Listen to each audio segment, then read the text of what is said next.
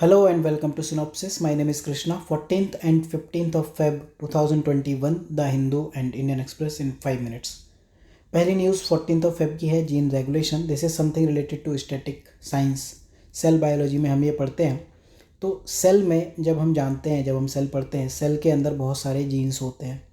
ठीक, तो gene regulation क्या होता है? जब सेल ये डिसाइड करता है कि कुछ जीन एक्टिव रह जाएंगे और कुछ इनएक्टिव हो जाएंगे.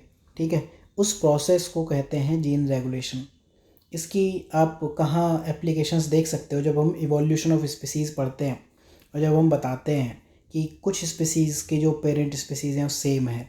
ठीक, तो वहाँ इस प्रोसेस का यूज़ होता है. फॉर एग्ज़ाम्पल, पहले चिंपैंजी थे. ठीक है, तो चिंपैंजी के कुछ जीन एक्टिव रह गए तो वो तो चिंपैंजी ही रहे. ठीक है, लेकिन इनका कुछ पार्ट इनएक्टिव हो गया. फॉर एग्ज़ाम्पल ये वाला, तो ये वाला पार्ट ये ह्यूमन बन गए.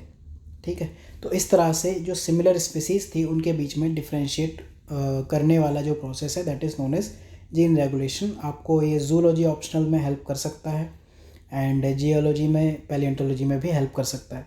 नोवा 1 ये हम काफ़ी ज़्यादा पढ़ते हैं, कई बार पढ़ते हैं. तो this is nothing but RNA को बाइंड करने वाला प्रोटीन है नोवा 1, और ये ह्यूमन में पाया ही जाता है. ऑब्वियसली जहाँ भी आरएनए होंगे वहाँ ये आरएनए को बाइंड करने वाला प्रोटीन मिलेगा.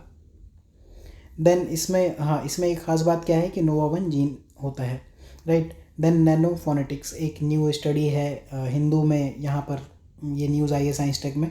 तो ये सारी न्यूज़ जो इतनी बड़ी होती हैं, इसमें से काम की चीज़ है कि इस वर्ड की डेफिनेशन आपको आनी चाहिए. What is nano phonetics? तो नैनो फोनेटिक्स एक ऐसी साइंस है जहाँ लाइट और मैटर का इंटरेक्शन कराया जाता है नैनो स्केल पर. नैनो आप जानते हो 10⁻⁻10 मीटर. इस रेंज में आप अगर लाइट और मैटर का इंटरेक्शन कराते हो तो उसको हम नैनो फोनेटिक्स कहते हैं. इससे क्या होता है, जो ऑन चिप डिवाइसेस होती हैं, ऐसी डिवाइसेस जिनमें चिप लगी होती हैं, फॉर एग्जांपल वेयरेबल डिवाइसेस हो गई या किसी भी तरह की, आजकल चिप टेक्नोलॉजी का ज़माना है. ठीक, तो उसमें हम नैनो टेक का या नैनो फोनेटिक्स का यूज़ करके और एफिशिएंसी पा सकते हैं. फॉर एग्जांपल, अगर आपको क्रिस्टल को भी प्रिसीजन और कंट्रोल से कट करना है, ठीक है, क्रिस्टल की छोटी से छोटी यूनिट है, उसको भी आप कट कर सकते हो नैनो फोनेटिक्स का यूज़ करके. और जो ये टेक्निक है, जितनी भी ऑप्टिकल टेक्नोलॉजी है आज के टाइम में, उन सब के बियॉन्ड जा सकती है. फॉर एग्जांपल वेयरेबल डिवाइसेस, इनको रिप्लेस करने का इसमें पोटेंशियल है. लेकिन कर क्यों नहीं पाएगी? क्योंकि ये इंडिया में, हैदराबाद में हो रही है. तो आई डोंट थिंक सो कि कुछ कर पाएंगे इंडिया में तो एटलीस्ट. लेकिन ये आपको नाम पता होना चाहिए. ठीक है, 14th में इतना ही था. 15th को देखते हैं. पीएम ने एक टैंक दे दिया, अर्जुन MK1. पहले भी अर्जुन टैंक आप देखते होंगे, इंडिया पाकिस्तान बॉर्डर पे रहते हैं काफ़ी सारे. ठीक है, तो उसी सीरीज़ में काफ़ी सारे टैंक्स बनते रहते हैं. तो MK1A है, DRDO की एक यूनिट ने डेवलप किया. ऑब्जेक्टिव क्या है? State of the art. State of art मतलब होता है लेटेस्ट टेक्नोलॉजी, जो भी है cutting edge technology. Superior fire power इसकी बहुत अच्छी है. मोबिलिटी बहुत अच्छी है, किसी भी तरह के एनवायरनमेंट में चल सकता है. ठीक है, डेजर्ट कंडीशन में, माउंटेनियस हो गए, किसी भी टाइप के.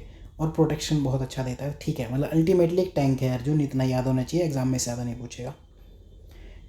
देन इसके बाद डिकिंसोनिया एक न्यूज़ आई है कि इसके फॉसिल्स भीमबेटका में मिल गए. जैसे मिलते हैं तो हिंदू वाले पागल हो जाते हैं. इंडियन एक्सप्रेस में तो देखो कुछ आ नहीं रहा पिछले कई दिनों से. तो ये क्या है? अर्लीस्ट नोन लिविंग एनिमल है जो आज के टाइम पे भी आपको दिखता है. ठीक, भीमबेटका रॉक शेल्टर्स में इसके फॉसिल्स पाए गए हैं. ठीक, इससे पहले का जो एनिमल्स हैं वो हमें मिले नहीं हैं. भीमबेटका यूनेस्को की वर्ल्ड हेरिटेज साइट है, या मार्टिन कल्चर में पड़ता ही है. और भीमबेटका में pre historic, Palaeolithic, Mesolithic period के सब कुछ मिले. अल्टीमेटली ये चीज़ तो हम आर्ट एंड कल्चर में कवर करते ही हैं. फाइन, तो बस आपको ये रटना है कि अर्लीस्ट नोन लिविंग एनिमल जो था that is this Dickinsonia. Then next news is not very important. ठीक है, BPCL ने एक प्रोजेक्ट बनाया है, प्रोपिलीन डेरिवेटिव पेट्रोकेमिकल प्रोजेक्ट. तो ये क्या होगा? 2 आइलैंड हैं. इन आइलैंड को आप याद करना चाहो, केरला में ये आइलैंड है, बोलगेटी एंड वेलिंगटन आइलैंड, उनके बीच में ये चलेगा. और बस क्या, ये पेट्रोकेमिकल पर काम करेंगे.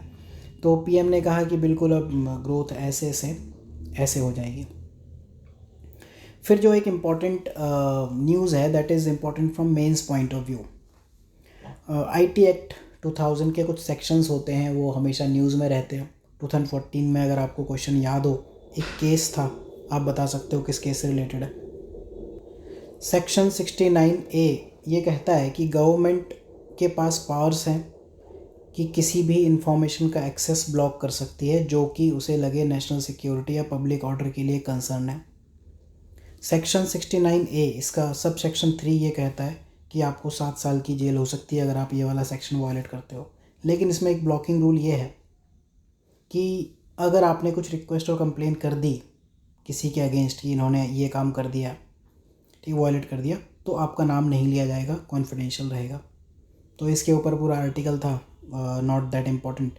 तो बस इतनी ही न्यूज़ है 14 और 15 में। 11 to 13 का वीडियो रात में 11 PM आएगा और जो भी रिमेनिंग वीडियोस हैं वो 3-4 डेज़ में सारे आपको यूट्यूब पर मिल जाएंगे। और synopsisias.in वेबसाइट पर नोट्स एंड PDF के लिए आप फ्री विज़िट कर सकते हैं। और if you are in Delhi तो आप विज़िट कर सकते हो हेड ऑफिस करोल बाग, तो आप फ्री हार्ड कॉपीज़ कलेक्ट कर सकते हो। So my name is Krishna और मिलते हैं अगले लेक्चर में। तब तक के लिए ध्यान रखिए, पढ़ते रहिए and lectures will be highly regular now onwards, क्योंकि अब जो ऑफलाइन सेंटर है that is in functional mode. तो thank you for watching, have a good day.